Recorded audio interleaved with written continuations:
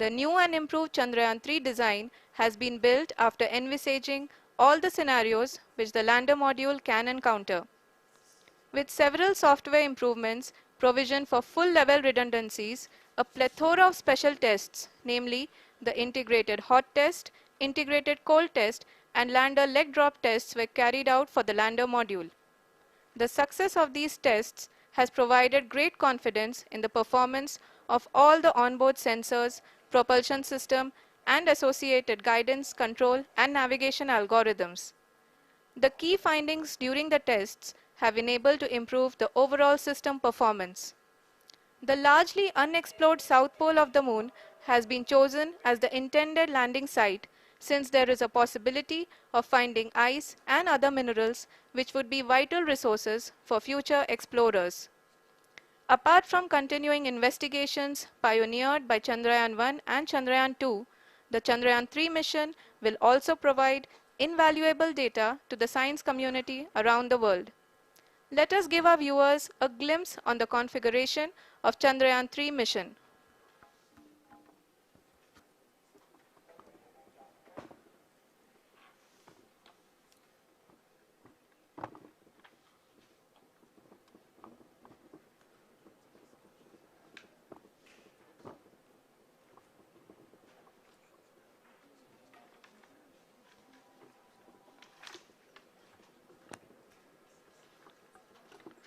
चंद्रयान 3 का mission plan लगभग चंद्रयान 2 के तरह ही बनाया गया है।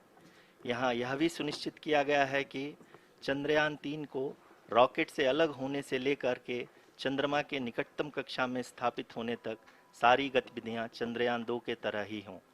और अब हम यह कह सकते हैं कि यह प्लान पूरी तरह से 100% सफल रहा। हालांकि लैंडर मॉड्यूल के सेंसर्स और प्रोपल्शन सिस्टम को इस तरह से मजबूत किया गया है कि लैंडर पावर डिसेंट के समय किसी भी आपदा से बाहर आकर के मिशन के मुख्य उद्देश्य को पूरा कर सके। इस क्रम में लैंडर के मुख्य सेंसर्स कारा, लासा, LHBC, LDV और LHDAC का कार्यात्मक परीक्षण भी किया जा चुका है। LDV जो कि पूर्णतः स्वदेशी तकनीकी से बनाया गया एक नया सेंसर है, इसका मुख्य कार्य लैंडर के वेलोसिटी को तीनों अक्षों में कंप्यूट करना है। पावर डिसेंट के दौरान लैंडर के सटीक पोजीशन और वेलोसिटी का ज्ञान होना बहुत ही आवश्यक है। लिराप यानी laser inertial referencing and accelerometer package इस कार्य को पावर डिसेंट के दौरान बखूबी निभाएगा। ट्रैजेक्टरी जनरेशन जो कि चंद्रयान 3 मिशन के लिए बहुत ही अहम है, क्योंकि हर ऑर्बिट मैन्यूवर के बाद यह सुनिश्चित किया जाता है कि लैंडर की मिशन ऑब्जेक्टिव को ना बदले। इस क्रम में मैं यह भी आपको बता दूं कि ऑर्बिट डिटर्मिनेशन जो कि उपग्रह के पोजीशन और वेलोसिटी को बहुत ही एक्यूरेटली बताता है, एक बहुत ही कठिन और जटिल कंप्यूटेशन और एस्टिमेशन होता है।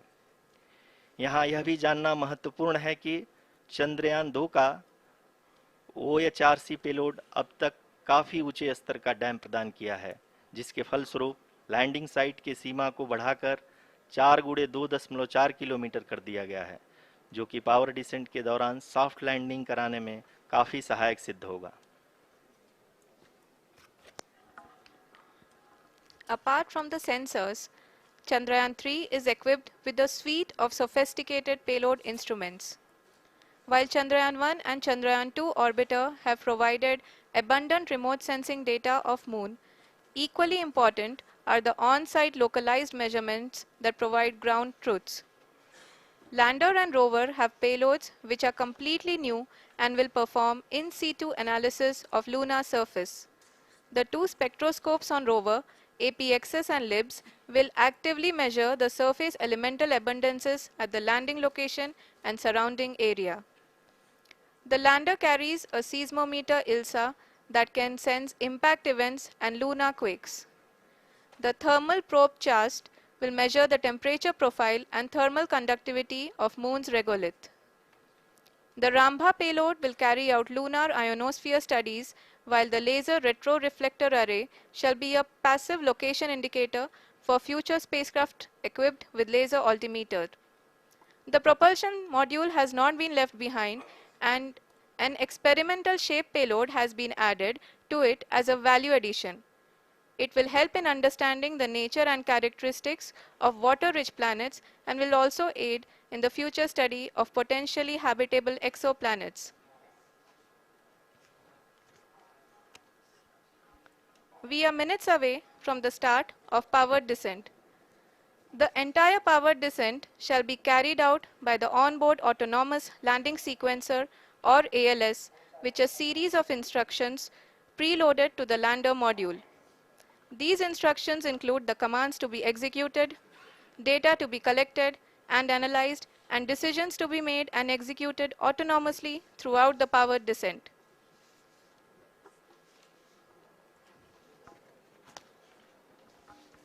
जी हाँ, अब हम पावर डिसेंट के बहुत ही करीब आ चुके हैं। हम आपको बताते चलें कि पावर डिसेंट को कुल 4 चरणों में बांटा गया है। सबसे पहले आता है रफ ब्रेकिंग फेज, जिसमें लैंडर की ऊंचाई को चंद्रमा की सतह से 30 किलोमीटर से घटाकर 7.4 किलोमीटर कर दिया जाएगा। इस पूरी प्रक्रिया को पूरा करने में लगभग 11.5 मिनट लगेगा और इसका समानांतर वेग 1680 मीटर प्रति सेकंड से घटाकर 358 मीटर प्रति सेकंड हो जाएगा। We have continuous flow of lander telemetry data from ISRO's Deep Space Network IDSN-32 located in Belalu, Bengaluru. The data is being acquired real-time by station and is flown to the Mission Operation Complex through our communication links. In addition to it, we also have support from ESA and JPL DSN stations. There will be no ground intervention once the ALS takes charge.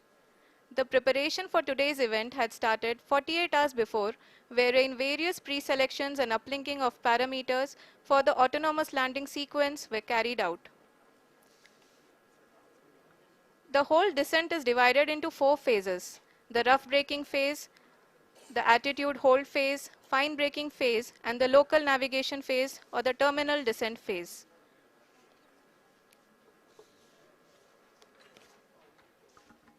जी हाँ, attitude hold phase, जो कि power descent का दूसरा चरण है, एक बहुत ही महत्वपूर्ण फेज है। इस 10 सेकंड के स्मॉल ड्यूरेशन के दौरान लैंडर के 2 महत्वपूर्ण सेंसर कारा और लासा लैंडर की ऊंचाई की गणना करेंगे। इस फेज के पूरा होते ही लैंडर चंद्रमा के सतह से कुल 6.8 किलोमीटर की ऊंचाई पर होगा। During the rough braking phase, the lander velocity shall be brought down from 1680 meters per second to 358 meters per second. The altitude will be brought down from 30 kilometers to 7.4 kilometers at the end of rough braking.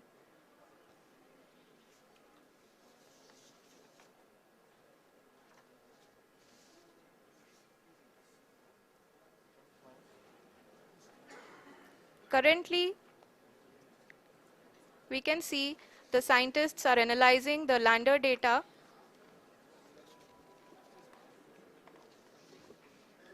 जी हाँ, हम ये देख सकते हैं कि mission operation complex रूप में बैठे सभी वैज्ञानिक ये जो भी डेटा देख रहे हैं वो डीप स्पेस नेटवर्क IDSN 32 के द्वारा प्रोवाइड किया जा रहा है।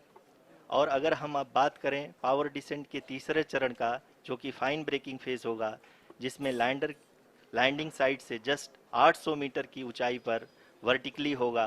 इस चरण को पूरा होने में लगभग 3 मिनट लगेंगे और इस चरण के पूरा होते ही लैंडर की वेलोसिटी लगभग 0 हो जाएगी। The scientists here at ISTRAC are glued to their systems, analyzing all sorts of complex data. We are very close to the powered descent, to the start of the powered descent phase.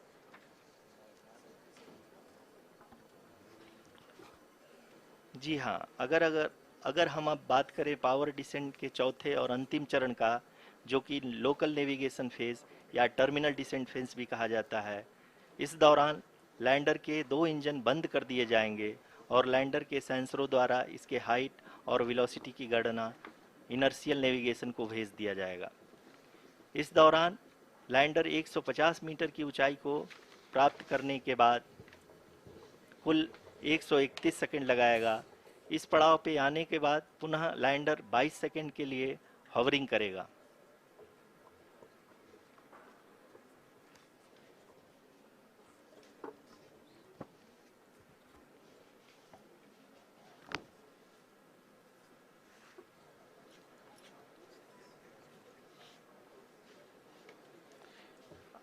आप इस समय अपने screen पे mission operation complex में बैठे सभी मान्यगणों को देख सकते हैं, जो कि बहुत ही उत्सुकता के साथ टेलीमेट्री डेटा को देख रहे हैं। अभी हम लोग पावर डिसेंट शुरू होने से जस्ट कुछ ही पल दूर हैं।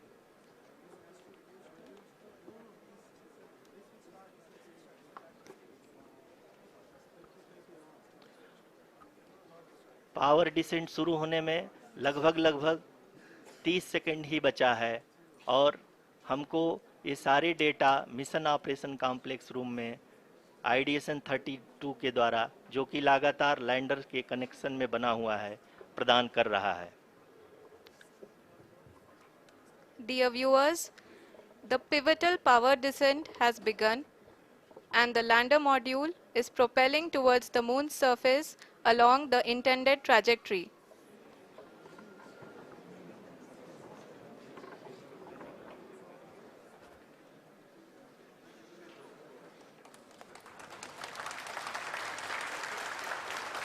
जी हाँ, अब देख सकते हैं रफ ब्रेकिंग फेज की शुरुआत हो चुकी है।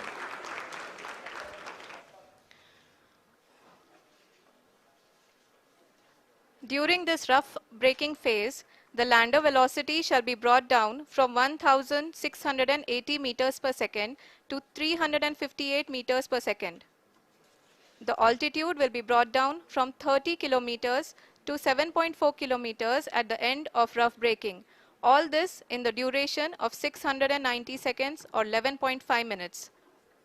Currently, the Laser Inertial Reference and Accelerometer package (LIRAP) is aiding in the navigation.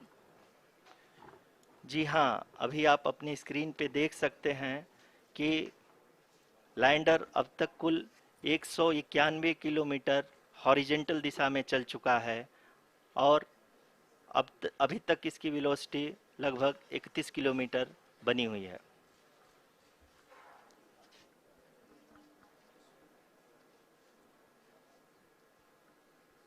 The lander module has traveled a distance of approximately 228 kilometers.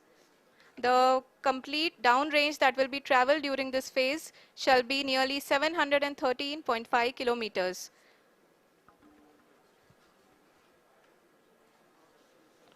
जी हाँ, कुल 745 किलोमीटर के इस रफ ब्रेकिंग फेज में आप देख सकते हैं कि हम लोग लगभग अपनी यात्रा 20% कंप्लीट कर चुके हैं।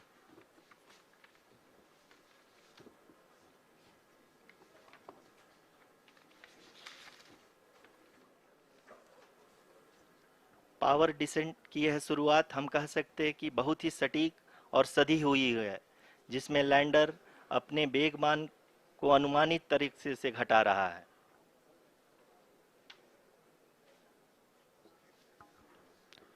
The altitude of the lander module will reduce from 7.4 kilometers to 6.8 kilometers. During the next phase, which is going to be the attitude hold phase. We can currently see that the altitude of the lander module is nearly 31 kilometers. Arushi, अभी हम इस ground trace को देखते हुए कह सकते हैं कि रफ ब्रेकिंग फेज की शुरुआत बहुत ही अच्छे तरीके से हुई है। आप ये देख सकती हैं कि जो भी प्रोजेक्टेड ग्राउंड ट्रेस है, उसी पे अपना लैंडर मॉड्यूल आगे चलते हुए बढ़ रहा है। अभी तक ये देखा जा सकता है कि लैंडर मॉड्यूल लगभग 370 किलोमीटर क्षैतिज दिशा में चल चुका है। The mission operations team is analyzing the data. We can all see the seriousness and the concentration with which each and every parameter of the lander module is being analyzed.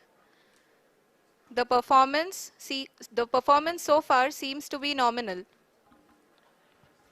जी आरुषि, चूंकि ALS activate किया जा चुका है इसलिए ground से कोई commanding नहीं की जा रही है। इस दौरान आपके स्क्रीन पे ये सारे डेटा इसरो के डीप स्पेस नेटवर्क से रियल टाइम में आ रहे हैं। इस मिशन में सेकेंड और थर्ड ऑर्डर गाइडेंस पॉलिनोमियल का प्रयोग हुआ है जो कि इनर्शियल थ्रस्ट और एंगल के हमेशा सुनिश्चित करेगा। During the entire descent, there is no ground intervention as the ALS has taken charge. The preparation for today's event had started nearly 48 hours before, wherein various pre-selections and uplinking of parameters were done. We can see that the vertical velocity of the lander module has been brought down. It is continuously coming down. And the ALS had already been initiated 1 hour before the scheduled time of the power descent start. Following this, the throttleable engine electronics module, the TECM, was switched on and lander was oriented to the favorable attitude. जी हाँ, आप अपनी screen पे देख सकते हैं कि lander module जिसकी शुरुआत में वेलोसिटी 1680 मीटर पर सेकंड थी, लगभग 1150 मीटर पर सेकंड हो चुकी है, जो कि एक बहुत ही मैजेस्टिक शुरुआत कही जा सकती है इस रफ ब्रेकिंग फेज के लिए।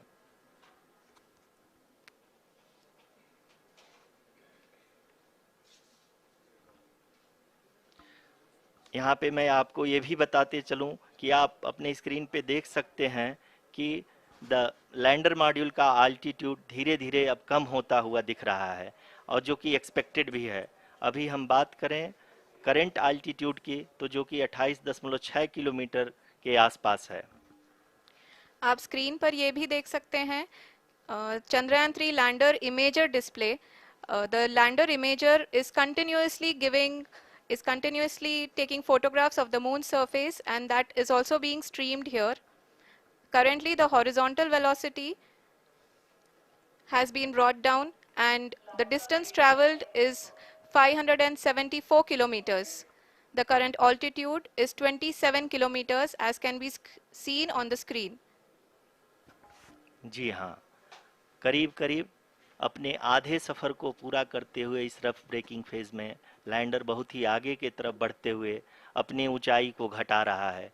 अगर अब बात करें तो लैंडर की ऊंचाई चंद्रमा के सतह से लगभग 27 किलोमीटर से नीचे हो चुकी है, करीब करीब 26.7 किलोमीटर के आसपास है।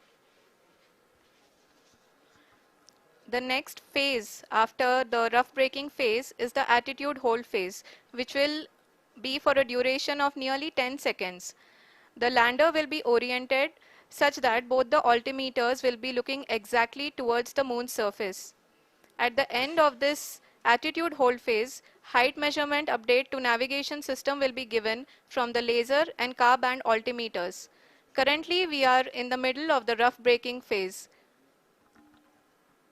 जी हाँ, अगर हम ध्यान से देखें तो लगभग 8 मिनट की यात्रा के बाद लैंडर अपनी हॉरिजेंटल वेलोसिटी को लगातार कम करते हुए अपनी ऊंचाई अभी की ऊंचाई के समय 24 किलोमीटर की ऊंचाई प्राप्त कर चुका है।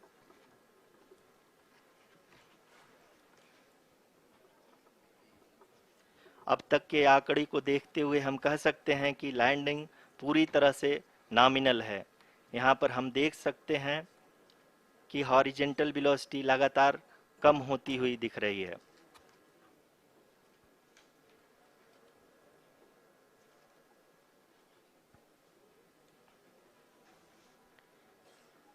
The altitude of lander from ground is currently 22 kilometer, which is again going to be coming down, and that is expected. For the viewers who have joined now, we are in the power descent phase, and we are in the rough braking phase, which is the first phase of the power descent. We have currently traveled a downrange of 697 kilometers, and the downrange that has to be traveled during this phase is 713.5 kilometers. जी हाँ, अभी आप देख सकते हैं कि lander की horizontal velocity लगभग 720 metre प्रति सेकंड हो गई है, लगभग लगभग हम ये कह सकते हैं कि 900 मीटर पर सेकेंड वेलोसिटी को कम किया जा चुका है।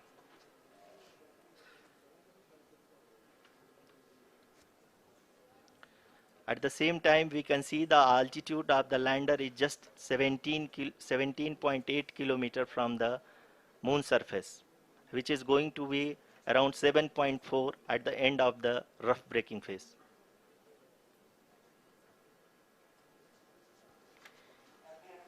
इस फेज के बाद हम जाएंगे towards the attitude hold phase,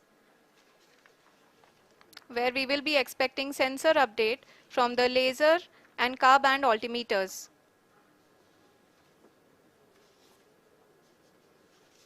We can see the visualization of the lander module moving towards the moon's surface. The current altitude is nearly 15.2 kilometers and the distance traveled is 754 kilometers. We can also see the image that the lander imager camera has been providing. जी हाँ, इस rough breaking phase के दौरान 800 Newton के चारों throttle engine अपने कार्य को पूरी तरह से अंजाम दे रहे हैं और लैंडर के हॉरिजॉन्टल वेलोसिटी को लगातार कम कर रहे हैं। अब तक लैंडर लगभग अपने 75 से 80% की यात्रा को पूरा कर चुका है।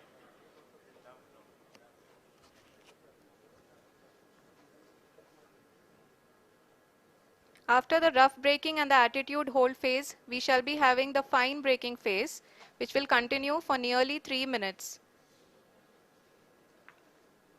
The whole phase is being driven by the autonomous landing sequencer and there is no intervention from ground.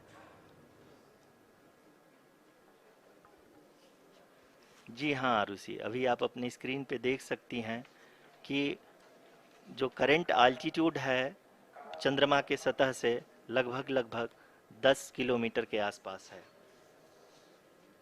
जी हाँ, हम अपने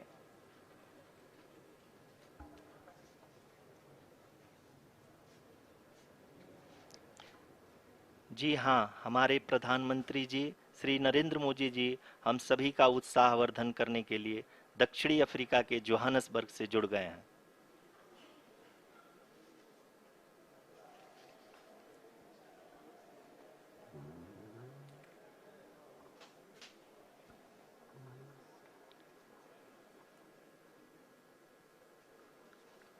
Yes, we are privileged to have with us Honorable Prime Minister of India, Shri Narendra Modi ji, who has joined us from South Africa's Johannesburg to encourage us.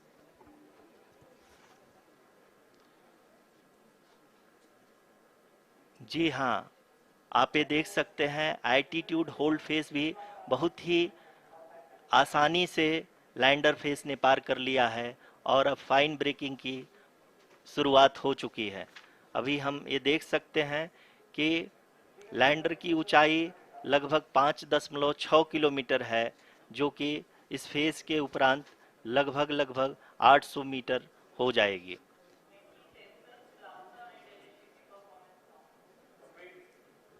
We can hear from the mission operations team that the sensors are performing nominally, and we are currently in the midst of the fine braking phase, which is going to continue for 3 minutes, and the altitude is going to be reduced to nearly 800 meters at the end of this phase.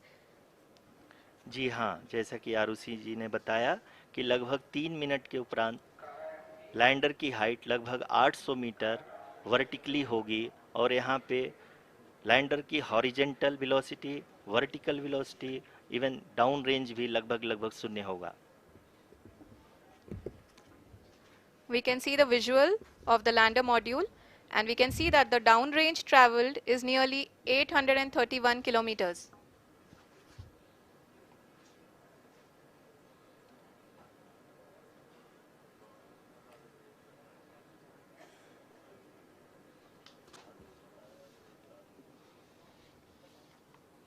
जी हाँ, आप अपनी screen पे देख सकते हैं कि lander की ऊंचाई अब चंद्रमा की सतह से लगभग 3 किलोमीटर से कम हो चुकी है। We are very close to the moon's surface, nearly 2.6 kilometers as we can see.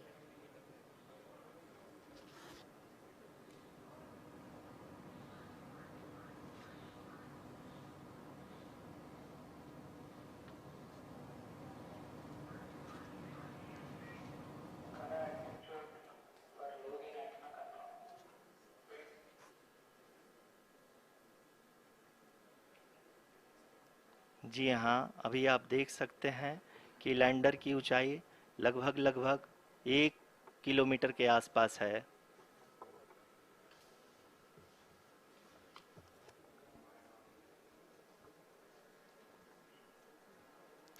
We are nearing the final phase of the power descent,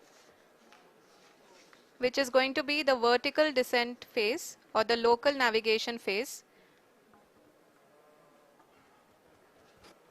जी हाँ, अब हम फाइन ब्रेकिंग वेव्स के एकदम करीब आ चुके हैं। हाँ, आप तालियों के गड़गड़ाहट से सुन सकते हैं कि हम लोगों ने तीसरे चरण को भी बहुत ही सफलतापूर्वक हासिल कर लिया है और अभी हम वर्टिकल डिसेंट फेज में आ चुके हैं, जिसकी शुरुआत भी बहुत ही अच्छे ढंग से हो चुकी है।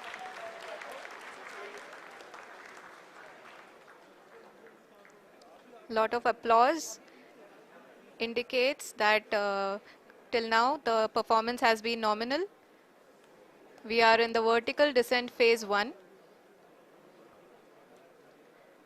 The altitude is being brought down from 800 meters and we are nearing and approaching the lunar surface. जी, आप अपने स्क्रीन पे देख सकते हैं कि लैंडर का हाइट लगातार कम होता जा रहा है। इस समय हम लैंडिंग साइट के जस्ट ऊपर हैं और इस समय इसकी ऊंचाई लगभग लगभग 600 मीटर के आसपास है। इस फेज के दौरान लगभग 150 मीटर के ऊंचाई पे पहुंचने के बाद लैंडर अगेन लगभग 20 से 22 सेकंड के लिए हॉवरिंग करेगा। We are above the landing site. The horizontal as well as the vertical velocity is now being constantly reduced. And the lander module has begun its descent towards the landing site.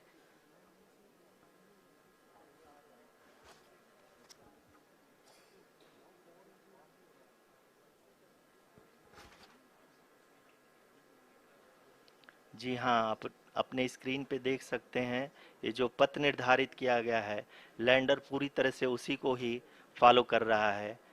इस समय हम लगभग 200 metre की height से भी कम आ चुके हैं।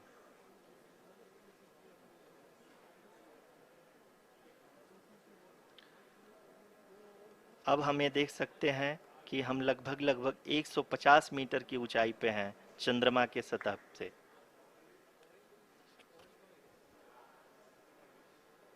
We are approaching the vertical descent phase 2, which will have the lander module hovering at nearly 150 meters above ji the हाँ, lunar surface. जी हाँ, आप इस तालियों के गड़गड़ाहट को सुन सकते हैं, जो कि सेकंड हाइब्रिड फेज के कंप्लीट होने के बाद इन सारे वैज्ञानिकों के द्वारा की जा रही है।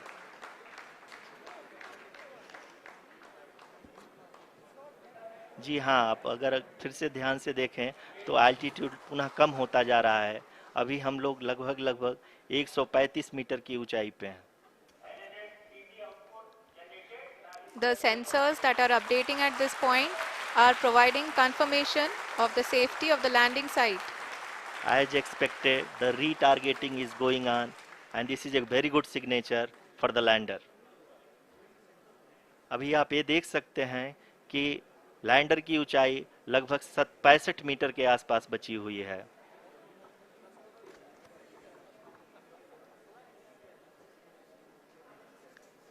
Currently, only 2 engines are now being fired, and we are nearly at zero velocity, vertical and horizontal. We were hovering, and now we are approaching the moon's surface. धीरे धीरे लैंडर की वेगमान को कम किया जा रहा है और हम अब लगभग 50 मीटर से भी कम आ चुके हैं। we can see the Honorable Prime Minister, Shri Narendra Modi ji, who is here to encourage us, and he is critically looking at the visuals.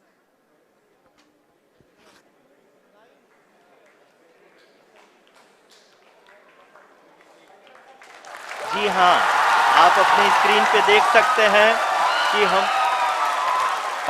Lander module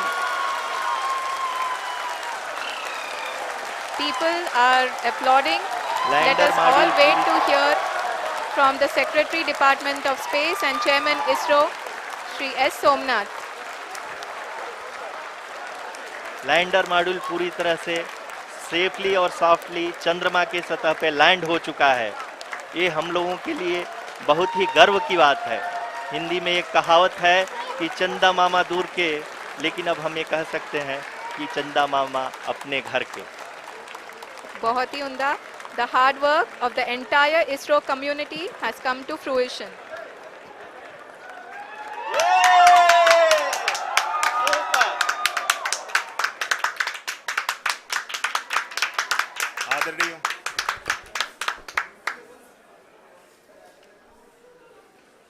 आदरणीय प्रधानमंत्री जी, नमस्कार.